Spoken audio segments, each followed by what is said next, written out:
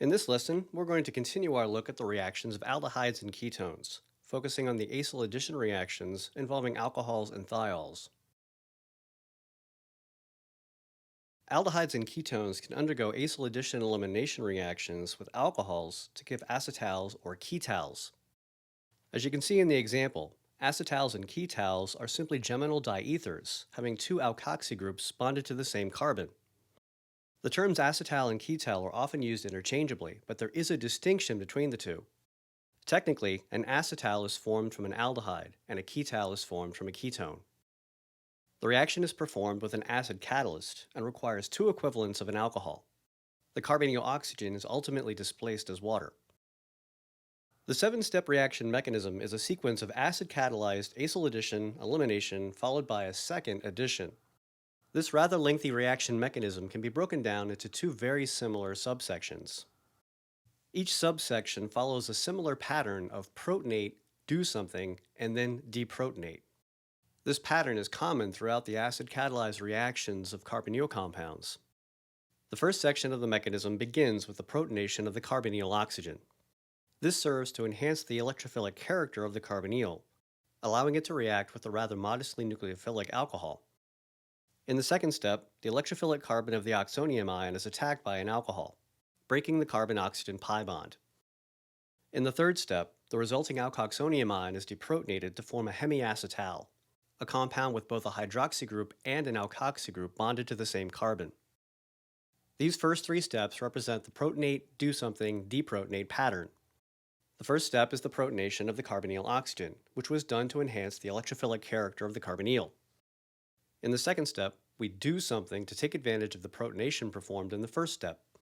In this case, we protonated the carbonyl oxygen to make it more electrophilic, so we take advantage of that electrophilic character and attack it with our alcohol nucleophile. The pattern is completed by deprotonation, in this case, removal of a proton from the acidic alkoxonium ion. The hemiacetal formed at the end of the first protonate, do something, deprotonate cycle then undergoes a second similar cycle. First, we protonate. In this case, the alcohol of the hemiacetal is protonated to give an alkoxonium ion. This sets up the do something, which in this case is actually two things. The alcohol oxygen was protonated to form water. A lone pair on the alkoxy group forms a pi bond with the adjacent carbon, expelling water in the process. In the next step, the strongly electrophilic oxonium ion is attacked by an alcohol, breaking the carbon-oxygen pi bond to give an alkoxonium ion. In the last step, we deprotonate. The strongly acidic alkoxonium ion is deprotonated to give the final acetal product. If you look closely, you can see that the last two steps of the mechanism are a literal repeat of the last two steps from the previous protonate, do something, deprotonate cycle. The entire mechanism undergoes two iterations of the protonate, do something, deprotonate cycle. In the first cycle, the carbonyl undergoes an acyl addition with an alcohol to form the hemiacetal. In the second cycle, the hemiacetal undergoes elimination of water and a second addition of an alcohol to give the final acetal product. The formations of acetals and ketals are reversible reactions. Cleavage of an acetal or ketal can be induced with acidic water.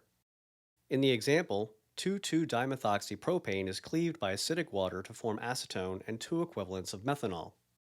The mechanism for the reaction is the literal reverse of the acetal-ketal formation reaction mechanism. The ability of acetals and ketals to be formed and then later cleaved has made them extremely useful as protecting groups for aldehydes and ketones in multi-step synthesis. In synthetic chemistry, a protecting group is a temporary functional group that's introduced and later removed to expose the original functionality. This is done to protect the original functional group from other reactions performed in the synthesis. Here we see a simple example of how an acetal can be used as a protecting group for an aldehyde. The desired transformation is shown here in blue. It's simply the reduction of the ketone to an alcohol. Normally, this could easily be achieved with sodium borohydride. In this case, however, there are two carbonyls that can easily be reduced, an aldehyde and a ketone. In fact, aldehydes are more reactive than ketones. Sodium borohydride would reduce the aldehyde more quickly than the ketone. This problem is solved by using protecting group chemistry. Because the aldehyde is more reactive than the ketone, we can selectively react it to form an acetal. In this example, a diol is used rather than two equivalents of a single alcohol. Because aldehydes are more reactive than ketones, the aldehyde on the right selectively reacts with the diol to form an acetal. The resulting synthetic intermediate is then treated with sodium borohydride. The ketone is now the only carbonyl present and is easily reduced to the alcohol. The aldehyde is then deprotected. Treatment of the acetal with acidic water regenerates the original aldehyde functional group. Similar to what we saw with alcohols, aldehydes and ketones undergo addition reactions with thiols to give thioacetals and thioketals. As you can see in the example, thioacetals and thioketals are geminal disulfides, the sulfur analogs of acetals and ketals. The 7-step reaction mechanism is identical to the reaction mechanism seen for acetal and ketal formation. Thioacetals and thioketals are synthetically useful because they can be reduced to alkanes. The reaction requires a special reagent called rainy nickel, a form of porous nickel metal that has been saturated with hydrogen gas. The example shows that thioacetal formation followed by reduction with rainy nickel represents a 2-step carbonyl deoxygenation. In this example, cyclopentanone is treated with 2 equivalents of methane thiol under acidic conditions. The resulting thioketal is then treated with rainy nickel to give cyclopentane.